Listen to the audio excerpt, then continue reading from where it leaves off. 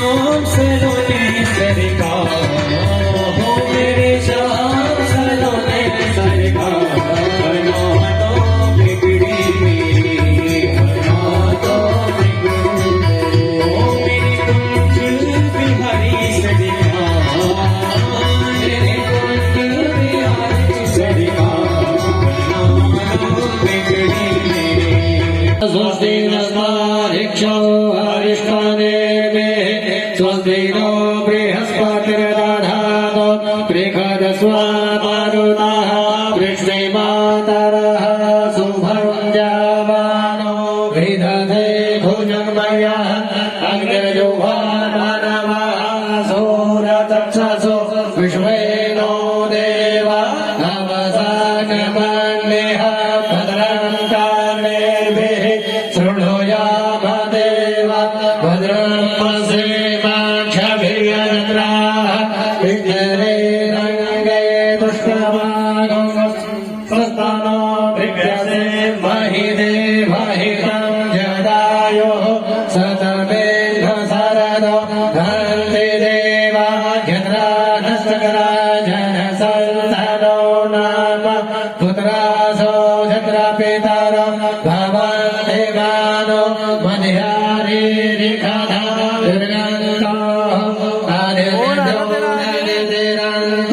Shama सदादिते माता सपिता सपुत्रः विश्वे देवाः देहे पञ्चजना पवित्रजाता मते ओम ध्योः शान्तिरन्तरिक्ष ॐ शान्तिः पृथिवी शान्तिरापः शान्तिरोभरयः शान्तिः वनस्पतयः शान्तिर्विश्वे देवाः शान्ति ब्रह्म शान्तिः सर्वगं शान्तिः शान्तिरेव शान्तिः सामा शान्तिरेधि ओम शांति शांति सुशांतिर्भवतु। भगवत नाम संकीर्तन और इसके बाद पूज्य व्यास जी ओम भद्रं कर्णेभिः शृणुयाम देवा भद्रं पश्येम शवियजत्राः स्थिरैरङ्गैः तुष्टुवाः गुंफस्तनो बृहसे महिदेव हितं जरायुः।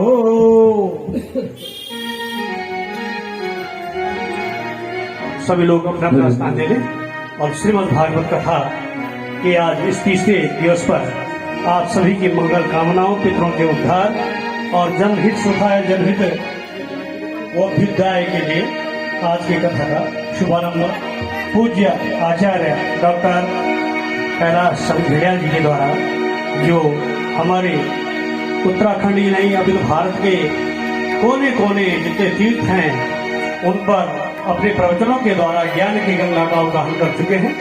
तीसरे दिवस में नौडियाल परिवार और झंडियाल परिवार तमाम इष्ट मित्र मानवों के द्वारा आज की कथा का हम में प्रवेश करते हैं आप सभी के सौजन्य से। धन्यवाद। बोल हरे हरे हरे बोल सब माधव गोविंद बोल सुखकारी नारायणं नमस्कृत्य नरं चैव नरोत्तमं देवीं सरस्वतीं व्यासं ततो जयमुदीरये सच्चिदानंदरूपाय। ऋषिकेश महानगर में मुनि के रीति क्षेत्र में 14 बीघा सूर्यग्राम नौडियाल वंश नौडियाल भवन नौडियाल निवास पर श्रीमद् भागवत महापुराण देव यज्ञ पितृयज्ञ धर्म यज्ञ कर्म यज्ञ ज्ञान यज्ञ मोक्ष यज्ञ नौडियाल वंश में दिवंगत आत्मा स्वर्गीय श्री कमला प्रसाद जी नौडियाल, स्वर्गीय श्री संपूर्णानंद जी नौडियाल और भी जो नौडियाल परिवार के स्वर्गीय प्राणी हैं, दिवंगत प्राणी हैं, अल्प मृत्यु में अकाल मृत्यु में गए हुए जो भी प्राणी हैं, उन सभी का उद्धार हो, उन सभी को गोलोक धाम का आवास मिले, श्री वैकुंठ धाम का आवास मिले, स्वर्ग धाम का आवास मिले। पितृयज्ञ कर्मकर्ता देव यज्ञ कर्मकारी नौडियाल वंश नौडियाल परिवार फले फूले दीर्घायु रहे, सतबुद्धि में रहे, उन्नति करे, तरक्की करे, गोत्र वृद्धि, वंश वृद्धि, भाग्य वृद्धि, सौभाग्य की संप्राप्ति, अन्न धन भूमि भवन वाहन आस औलाद मान सम्मान पद प्रतिष्ठा की संप्राप्ति हो।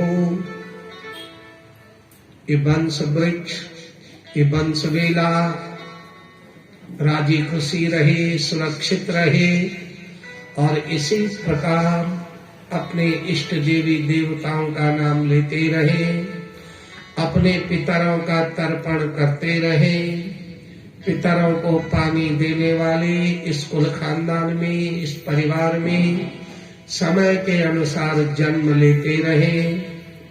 नौडियाल वंश का, नौडियाल परिवार का, श्रीमती शशि देवी का संकल्प भगवान के चरणों में सादर समर्पित।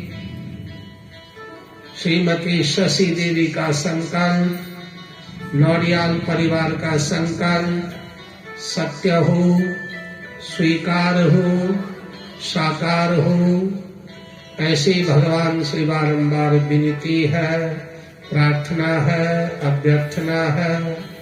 आनंद कंद भगवान की जय, बोलिए भागवत भगवान की जय। नैमिषे सूत्रमासीनम् अभिवाद्य महामते,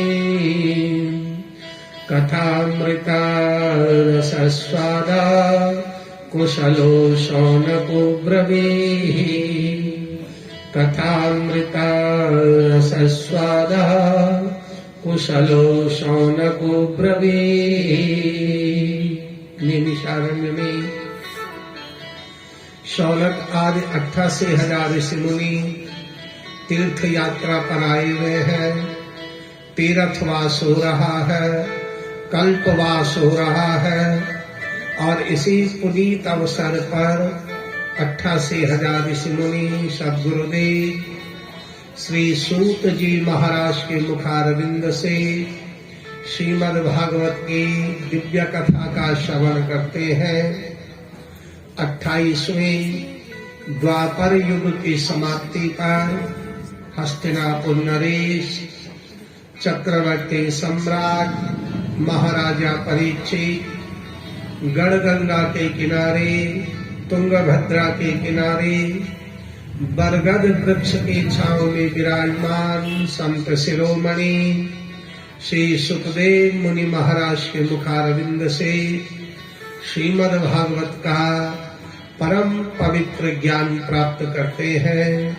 श्रीमद् भागवत ये हमारे जीवन की कथा है, ये हमारे व्यवहार की कथा है, ये हमारी वाणी की कथा है, ये हमारे प्राणों की कथा है, ये हमारी आत्मा की कथा है और ये हमको परमात्मा से मिलाने वाली कथा है।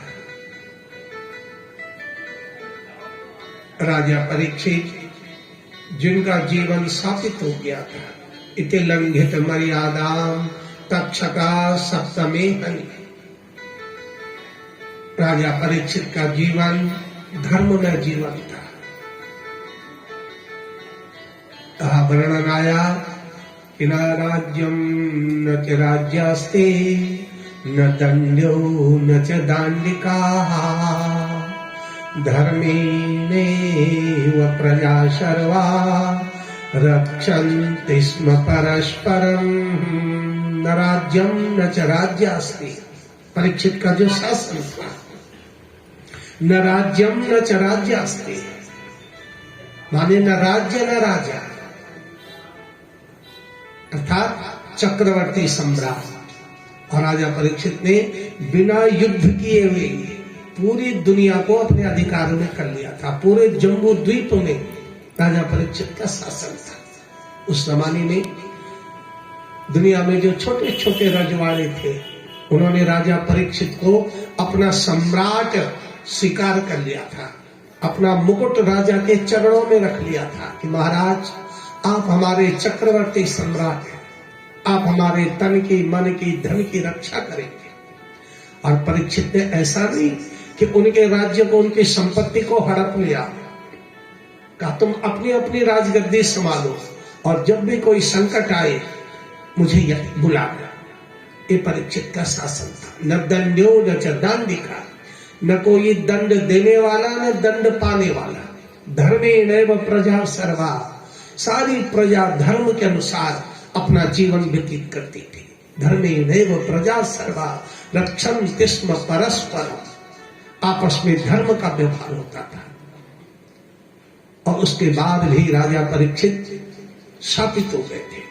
संसार में जो आ जाता है ना, उसे संसार का दोष जरूर लगता है। भगवान को लग गया फिर इंसान क्या चीज है। तो राजा परीक्षित को भी वो दोष लग गया था। जैसे संसार के प्राणी को पद मिलता है तो उसे पद का मद हो जाता है, घमंड हो जाता है।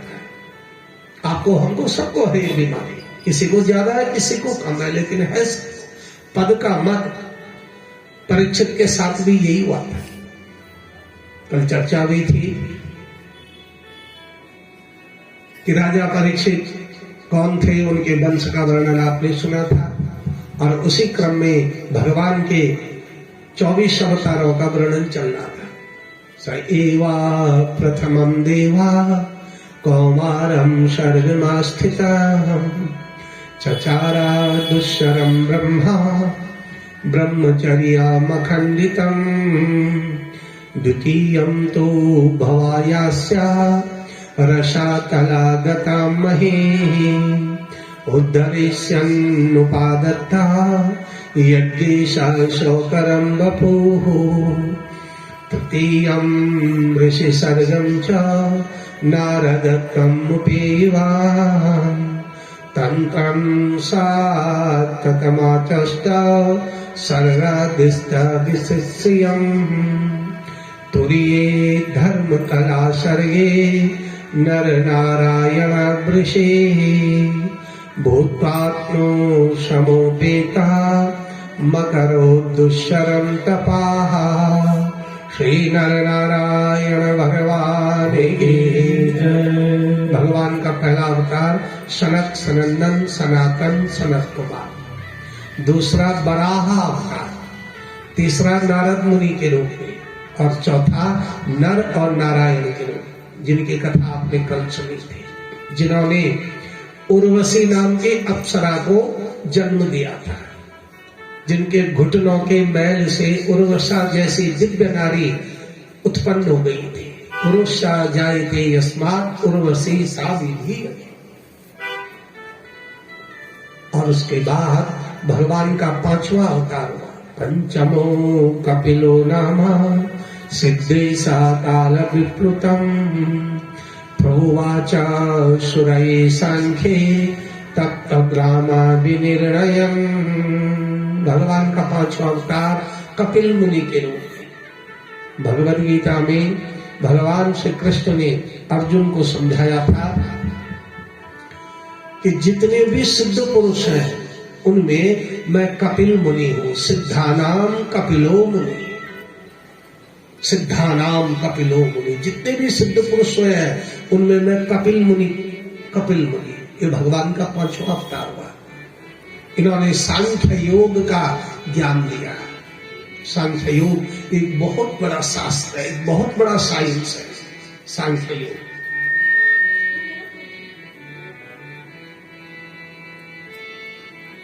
बहुत बड़ा शास्त्र है सांख्य योग। और कपिल मुनि कौन थे? एक कर्दम ऋषि के पुत्र थे। इनके माँ का नाम देवहूति था। ये 9 बहनों के छोटे भाई थे। अनुसुईया, तितिक्षा, कला, ये सब इनकी बहनें थी। 9 बहनों के छोटे भाई हैं कपिल मुनि। इन्होंने अपनी माँ देवहूति को ब्रह्म ज्ञान प्रदान किया था।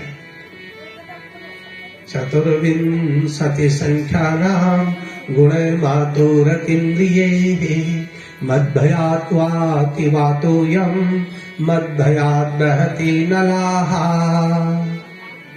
तीव्रेण भक्ति योगेन परमात्मा च गृह्यते। तीव्रेण भक्ति योगेन, हे मां देवहूते, वो परमपिता परमात्मा तीव्रेण भक्ति योगेन, कहीं योग है लेकिन मां जो भक्ति योग है ना, इससे वो परमपिता परमात्मा, वो निर्गुण निराकार तुरंत समझ में आ जाता है। और समझ में क्या, माँ जैसा चाहो वो वैसा ही प्राप्त हो जाता है। ये भगवान का 5वां अवतार हुआ। श्री कपिल मुनि महाराज।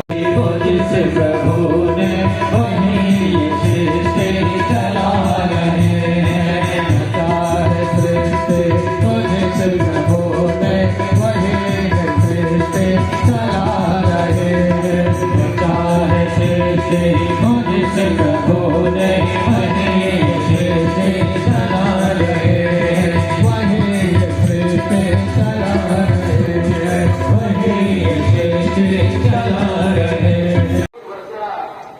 3 दिन 3 रात पानी में ऐसे अपने पंख फैला के लेटी रहती है और उन बच्चों को जो अंडे हैं अपनी आंखों के आगे लिया। मछली की आंख से एक बैक्टीरिया निकलता है। साइंस के विद्यार्थियों की समझ में आ रहा हो। मछली की आंखों से एक बैक्टीरिया निकलता है जो उन अंडों तक जाता है और उसी बैक्टीरिया से वो अंडे पलते 3 दिन 3 रात। और उसके बाद उनका जो बाहर का खोल होता है वो धीरे धीरे पिघलने लग जाता है। आंखों से एक बारीक पानी जैसा निकलता है मछली, वो दिखाई नहीं देता, अंडों तक जाता है और फिर वो अंडे धीरे धीरे मछली के बच्चे बन जाते हैं। तो मछली अपने बच्चों को केवल आंखों से ही पाल लेती है। माता पिता की नजर अगर हम पर है, कृपा दृष्टि अगर है, पितरों की कृपा दृष्टि यदि हमारे ऊपर है तो कैसी भी विपत्ति जीवन में आएगी हमारा बाल बाका नहीं होगा। दृष्टिपात नष्ट पाप ताप मुग्र शासनम, दृष्टिपात मुग्र पाप ताप मुग्र शासनम। दृष्टिपात केवल दृष्टि पड़ने से ही उद्धार हो जाता है। हे भगवान दया दृष्टि रखना, हे भगवान कृपा दृष्टि रखना। इसलिए भगवान ने मछली का अवतार लिया और भगवान की केवल नजर ही तो होती है आप परम। बोलो जय श्री कृष्ण। तो भगवान की नजरों में रहना है, भगवान की नजरों से गिरना नहीं है, अपने को गिराना नहीं है। भगवान कहते हैं सब मम प्रिय सब मम उपजाए। भगवान कहते हैं सब मम प्रिय सब मम उपजाए। सब मेरे प्यारे हैं और सबको मैंने ही पैदा किया। पेड़ पौधे पशु पक्षी खच्चर मच्छर गाय बैल भैंस जो भी है सब मम प्रिय सब मम उपजाए। सब मेरे प्यारे हैं, सबको मैंने ही पैदा किया। 84 लाख योनियों में रहने वाले जीव, लेकिन कुछ मेरे फेवरेट भी हैं, अति पसंद भी है। का कौन? सब मम प्रिय सब मम उपजाए, 3 महा मनुज मोहि अति भाई, 3 महा मनुज मोहि अति भाई। सब मम प्रिया सब मम उपजाए, 3 महा मनुज मोहि अति भाई। 84 लाख योनियों में जो मनुष्य है ना, ये मुझे बहुत अच्छे लगते हैं, मेरे फेवरेट है, अति पसंद है मुझे। भगवान की अति पसंद है आप। इसलिए भगवान की नजरों से नहीं गिरना है। भगवान के बंदे हैं, गंदा काम नहीं करना है। गंदा काम क्या है? जब हम भगवान भगवत धर्म के विरुद्ध कर्म करते हैं। मत्स्यावतार भगवान का केवल नजर से ही काम हो जाता है। दृष्टिपात नष्टपात ताप उग्र शासन। तो भगवान की नजरों में बने रहना है, गिरना नहीं। और इसके बाद भगवान का 11वां अवतार हुआ। सुरासुराणाम मुदधीम मध्यताम नंदराचलम, दधार कमठ रूपेण बिभ्रत एकादशे बपोः। भगवान शिव की आज्ञा से समुद्र मंथन हुआ था और जिस नाग की रस्सी बनी थी उसका नाम क्या था? समुद्र मंथन में जो नाग रस्सी बन गया था, क्या नाम था? याद रखना चाहिए। अपने इतिहास भूगोल अपनी संस्कृति को अगर हिंदू लोग याद नहीं रखेंगे तो क्या पाकिस्तानी याद रखेंगे? बासुकी। और बासुकी नाग कौन है? भगवान ने भागवत जी में गीता में भी कहा है कि जितने भी नाग हैं, नागवंशी जितने भी नाग हैं, उनमें मैं बासुकी नाग हूं। हमारे यहाँ बसु केदार है, हमारे उत्तराखंड में। आगे वर्णन आएगा बसु केदार का कि ये बसु केदार नाम क्यों पड़ा यहाँ। तो बासुकी नाग भगवान का ही रूप है।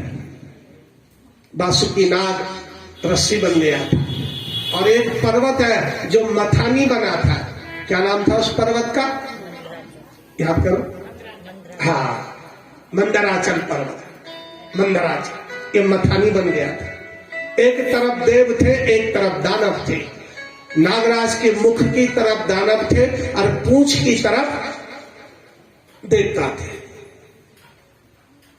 समुद्र मंथन होने लगा, तो समुद्र मंथन जब होने लगा तो जो थल माने धरती है, इसको पानी धारण करता है।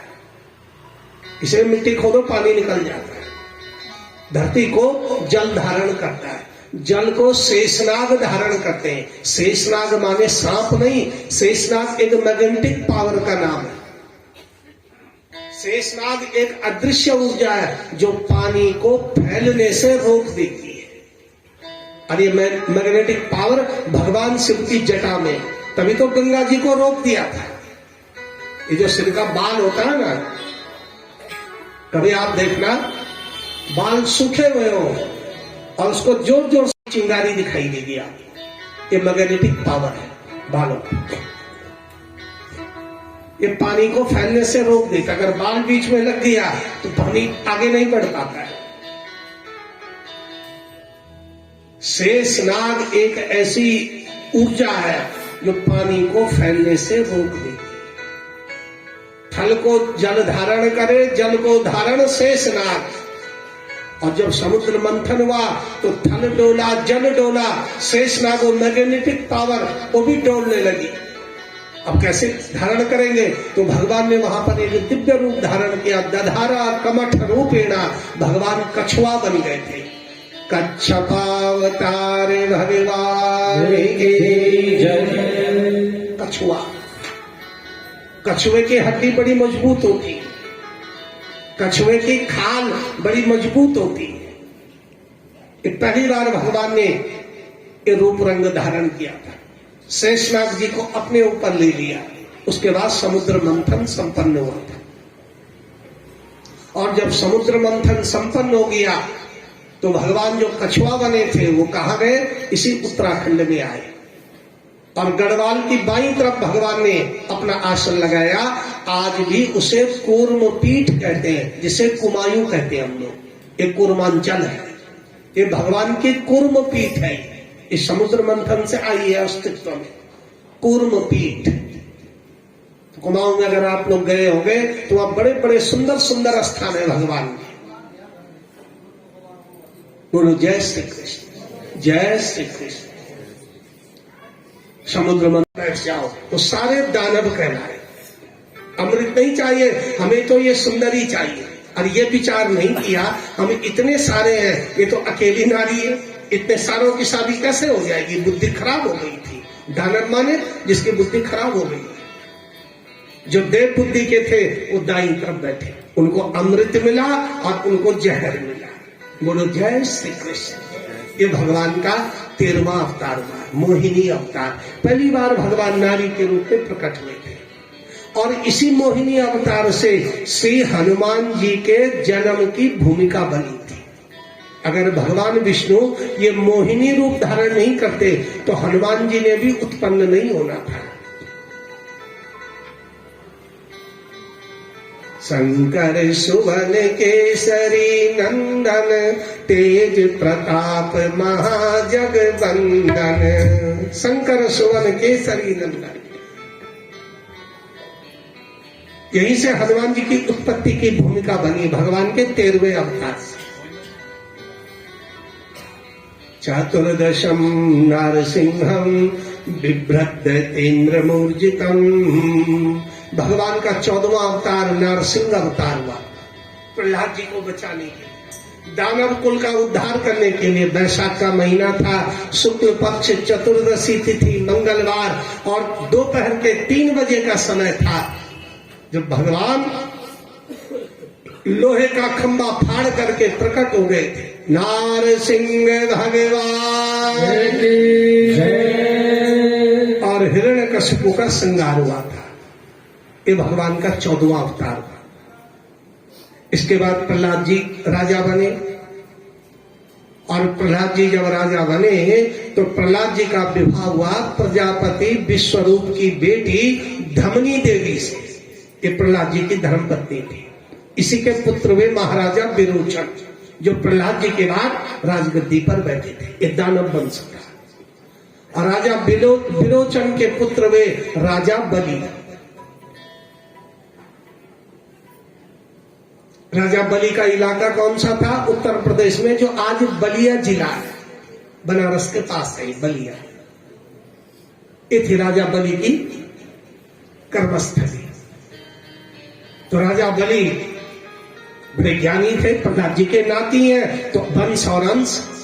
तो राजा बलि ने विचार किया कि मुझे तीनों लोगों का राजा बनना है।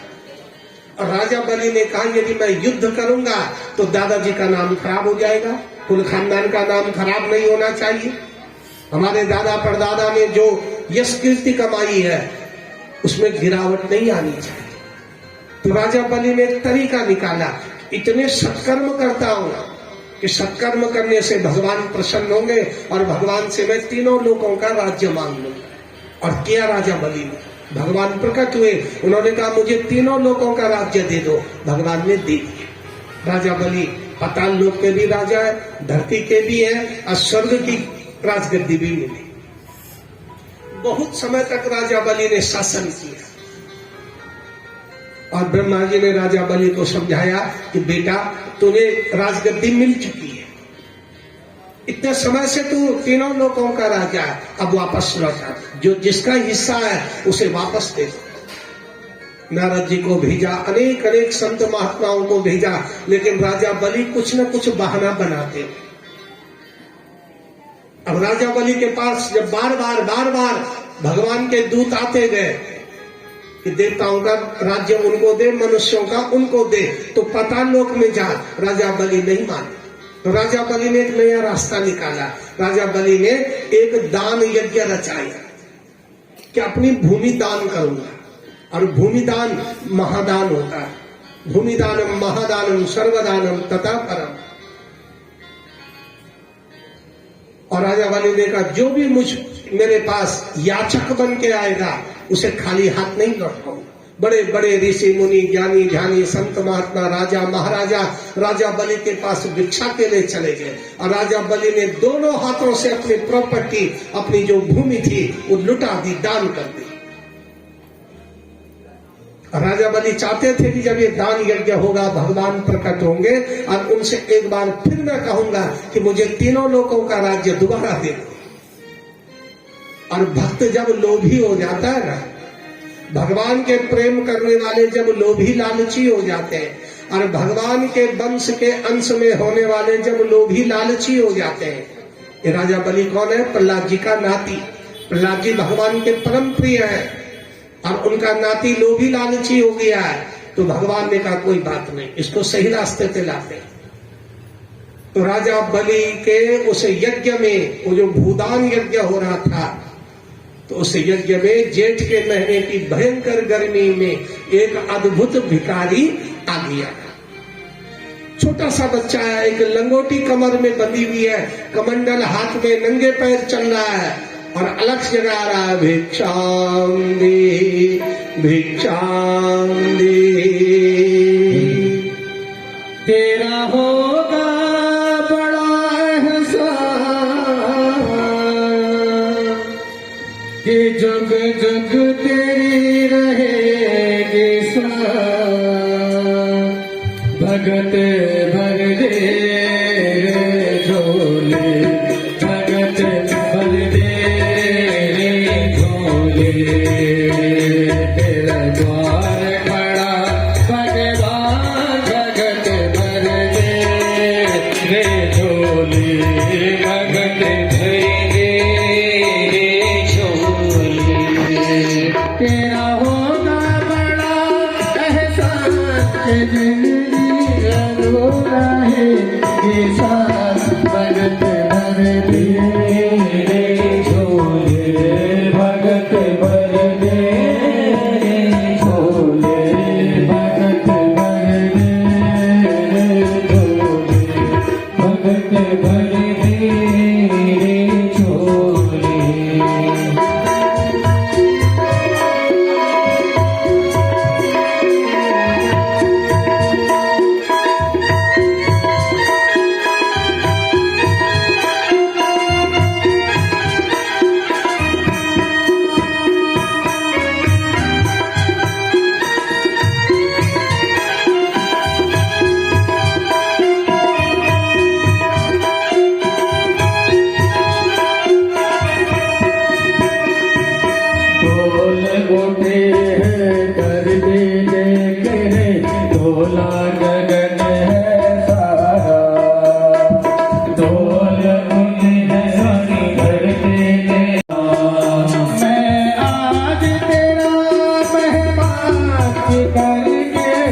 तुझसे जरा पहचान भगत भर दे झोलिए भगत भर दे झोले भगत भर दे झोले भगत भर दे झोले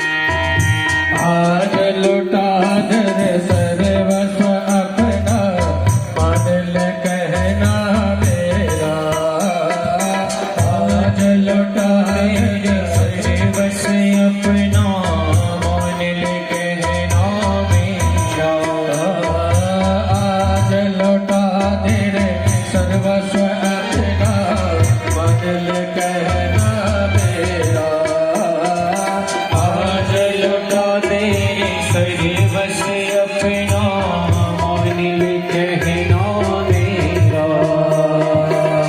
मिट जाएंगे पल तेरा मिट जाएंगे पल तेरा जन्म जन्म का तेरा रे जन्म जन्म का तेरा तू छोड़ सकल अभिमान अमर बहुत श्यामा। एक कौन है? परमात्मा। दूसरा कौन है? जीवात्मा। एक और दो जब आगे पीछे रहते हैं, एक इधर है एक इधर है, इनमें विकार पैदा हो जाता है। एक और एक दो, दो और दो चार करके 24 घंटे होते हैं। दिन लंबे हो रातें छोटी हो तो घंटे 24 ही है, रातें लंबी हो दिन छोटे हो तो घंटे 24 ही होते हैं। और संसार में आप और हम जो है इन 24 घंटों में ही हमारा अच्छा बुरा होता है। अच्छे काम भी किए या तो दिन में किए या रात में। नामकरण हुआ, मुंडन हुआ, विद्या स्कूल में गए, नौकरी लगे, जो भी हुआ 24 घंटों के भीतर हुआ, इससे बाहर नहीं है। बोलो जय श्री कृष्ण। बच्चा पैदा हुआ का घड़ी देखो कितना बज रहा है, तो पूरे घंटे भर कोई पैदा नहीं होता। मौत हो गई का घड़ी देखो कितने बजे प्राणांत हुआ। आना जाना, लेना देना, हंसना रोना, अच्छा बुरा, उत्थान पतन। प्रभु स्वामी कृपा करो करो जय जगदीश है तुम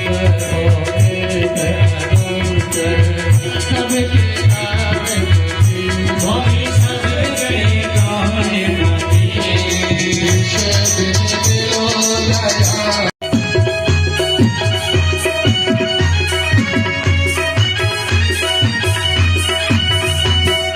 भोला महादेव छवा माया माया